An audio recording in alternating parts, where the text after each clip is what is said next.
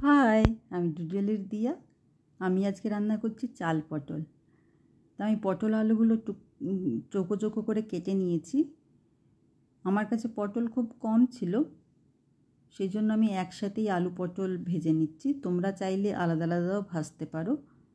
আমি একটু নুন হলুদ দিয়ে আলু পটলটা ভেজে নেব। গ্যাসের ফ্লেমটা মিডিয়াম করে আমি ঢেকে ঢেকে ভাজবো, যাতে আলু পটলটা সিদ্ধ হয়ে যায়। সুন্দর করে গোল্ডেন কালার করে ভাজবো।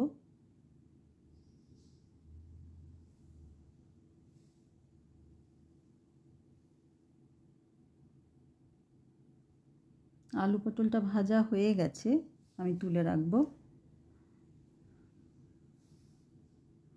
এর মধ্যে আমি ছোটো চামচের 1 চামচ ঘি দেব।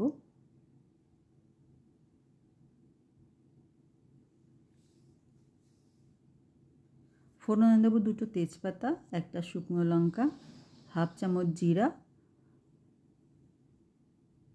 6-7টা গোলমরিচ, 2 টুকরো দারচিনি, 3-4টে লবঙ্গ আর 3টে ছোটো এলাচ। এলাচটা একটু থেতো করে নেব।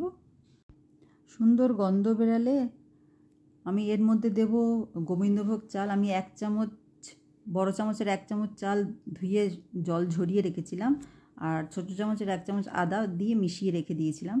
সেই চালটা আমি দিয়ে দিচ্ছি এখন। চালটা কিছুক্ষণ ভাজবো।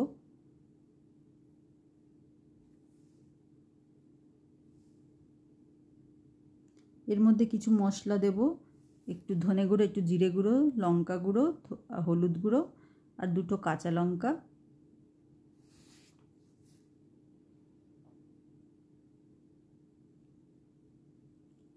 অল্প একটু গরম জল দিয়ে মশলাটা কষাবো। এর মধ্যে আমরা দিয়ে দেবো ভাজা আলু আর পটলটা। সব কিছু মিশিয়ে ভালো করে কিছুক্ষণ আরও রান্না করব।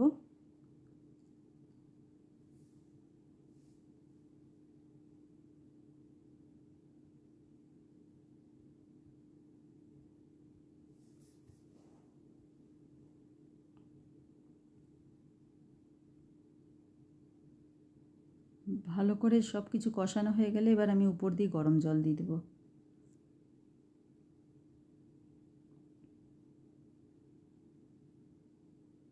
নুন দেব এই সময়, আর আমি 1 চামচের মতন চিনি দেব। চিনিটা অপশনাল।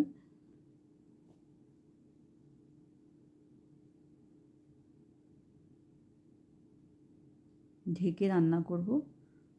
ঝোলটা ফুটে উঠলে সব কিছু ভালো করে নাড়িয়ে গ্যাসের ফ্লেমটা কমিয়ে আরও কিছুক্ষণ রান্না করব। ভালো লাগলে লাইক কমেন্ট শেয়ার করো, আমার চ্যানেলটা সাবস্ক্রাইব করে নিও। সব কিছু ভালো করে মিশিয়ে জল যতটা দরকার ততটা রেখো।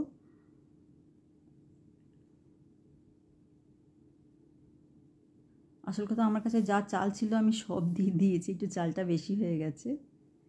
ঠিক আছে, ভালো থেকো, সুস্থ থেকো। আরেকটা রান্না নিয়ে তোমাদের সাথে দেখা হবে। Tata, thank you.